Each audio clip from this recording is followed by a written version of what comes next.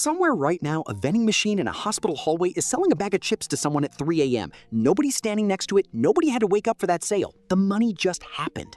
That's the pitch behind every boring business video flooding your feed lately. Buy something unglamorous, set it, forget it, and watch the money roll in while you sleep. And here's the thing, the core idea isn't a lie. These businesses are real, and some people are genuinely making real money from them. But almost none of those videos show you the actual numbers, the gap between what these businesses gross and what they actually keep, and the part of passive that only shows up after you've already signed the lease. So we're doing this one properly. 8 real boring businesses, real 2026 numbers, and for every single one, the catch nobody puts in the thumbnail. This is the poster child of passive income, and it's the one most oversold on the internet. A single well-placed vending machine, think a busy office, a gym, an apartment complex, realistically grosses somewhere between $1,500 and $3,000 a month. After product costs, location commission, and card processing fees, real net margins land around 25 to 30%.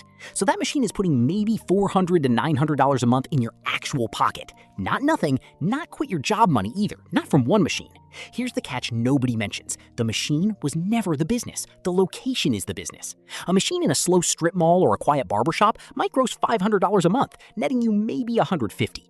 The exact same machine in a busy hospital or a 24-hour warehouse can gross $8,000 to $30,000 a month. Same box, completely different outcome. Most people who fail at vending bought the machine first and figured out the location later, which is exactly backwards. Laundromats have one of the best reputations in the boring business world, and the recession resistance part is genuinely true. People don't stop washing clothes when the economy slows down. But the real numbers are more sobering than the hype suggests. A typical laundromat generates first-year earnings before interest, tax, depreciation, and amortization around $72,000 on total startup costs that can run past $500,000 once you've bought the real estate, the machines, and built out the space. First-year profit margins often sit around 16 to 18%, climbing toward 25% as the business matures over several years. The genuinely passive part, vending, arcade machines, ATM fees inside the laundromat, is real, but it's a small slice, often under $10,000 a year, even in a solid location. The bulk of the income still comes from washers and dryers, which means real equipment, real maintenance, and real capital sitting in one building for years before it pays you back. Car washes get held up as an ideal boring business because the demand never really goes away. People don't stop wanting clean cars. Real industry data shows average car wash revenue around $270,000 a year, but profit margins vary wildly depending on the model. Full-service washes with heavy labor costs often see margins closer to 5%. Automated, self-serve, or subscription-style washes can push margins past 20% because you've replaced most of the labor with equipment. That's the actual lesson hiding inside this one. Car wash isn't one business. It's at least 3 different businesses wearing the same sign. And the version that actually behaves like passive income is the one with the least labor, not the one that looks busiest and most successful from the outside. An ATM feels like the purest version of the dream. A metal box, no employees, no inventory, just cash going out and a fee coming back. And at small scale, it genuinely can work that way. A well-placed ATM in a high-traffic spot can generate meaningful passive fee income with very little ongoing effort. But the 2 things that quietly determine everything are foot traffic and the deal you negotiate with the location owner. Because most locations demand a cut of every transaction fee. A machine in the wrong spot might process a handful of transactions a month. The same machine in the right spot can be genuinely lucrative. The unsexy truth, ATMs are one of the few businesses on this list where the boring reputation is basically earned once you've done the placement work. But that placement work is the entire game, not an afterthought. This one doesn't show up in as many passive income videos, and that's a mistake because the numbers are quietly some of the best on this list. Every small business legally has to keep books. Most owners hate doing it and will happily pay someone else to make the problem disappear.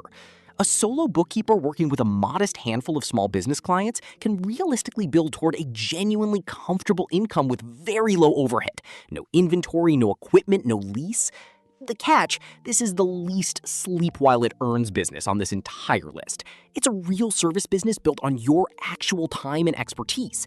It's boring in the sense that nobody's making TikToks about it. But boring here does not mean passive. It means undervalued, which is a different thing entirely. A dumpster rental business is close to the platonic ideal of boring. Steel containers, a truck, and construction companies who need somewhere to put debris. The appeal is straightforward. Once you own the containers, the same box can be rented out over and over with minimal ongoing cost per rental beyond delivery, pickup, and occasional maintenance.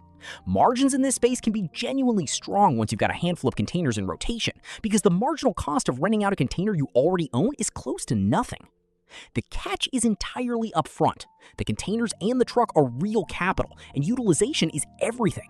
A dumpster sitting empty in your lot isn't earning you anything, it's just steel depreciating in the sun. This is a business where the passive income only starts after the unglamorous logistics work of actually keeping every container busy. Everyone talks about owning the vacation rental. Almost nobody talks about the business quietly built on servicing it, cleaning, laundry, and turnover between guests. Every short-term rental needs this after every single guest, which means recurring, near-guaranteed demand tied to a booming industry without needing to own the property yourself, take on a mortgage, or deal with guest complaints directly. Operators who build relationships with a handful of property managers can build a steady, recurring revenue base this way. The catch? This one runs on other people's calendars, not yours. Checkout times cluster together, which means demand often spikes on the exact same days across your whole client base, weekends, holidays, which is the opposite of whenever you feel like working. The final one is the closest thing to true passive income on this entire list, and it's also the least accessible.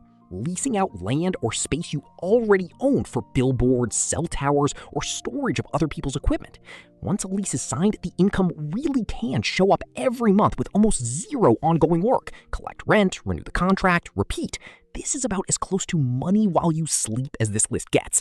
The catch is the one nobody wants to hear. You need the land first. This isn't a business you start from zero with a small loan. It's a business that rewards people who already own an appreciating asset and figure out how to layer a second income stream on top of it, which makes it less a starter business and more a bonus unlocked by already having capital. Notice the thread running through every single one of these. Every business on this list is boring in the same specific way. Low innovation risk, steady unglamorous demand, nothing exciting enough to go viral.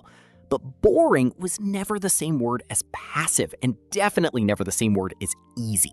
The vending machine needs the right location. The laundromat needs real capital and years of patience. The bookkeeping business needs real expertise and real hours. The billboard lease needs land you already own. What's actually being sold to you in most boring business content isn't the businesses themselves. It's the word sleep, doing marketing work that the real numbers don't back up. Every one of these can be a genuinely good business. None of them are a genuinely passive one, at least not on day one. So, can boring businesses actually make you money while you sleep? Eventually, for some of them, yes, genuinely. But eventually is carrying the whole sentence. Every business on this list requires real work, real capital, or real expertise up front before it ever behaves the way the thumbnail promised. The passive part is the reward at the end of the boring part, not a replacement for it. Before you chase any money while you sleep idea, this list or any other, ask the only question that actually separates the winners from the people who quit by month 6. What does this look like on day 1, not year 3? If the honest answer to that question is a lot of unglamorous work with no guarantee, that's not a red flag. That's just what building a real business actually looks like. The people who succeed at these aren't the ones who found the secret shortcut. They're the ones who did the boring part anyway. If you want the real numbers behind ideas like this, instead of the hype version, subscribe.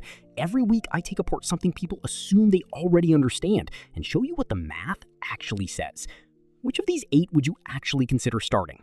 Tell me in the comments. I'll see you in the next one.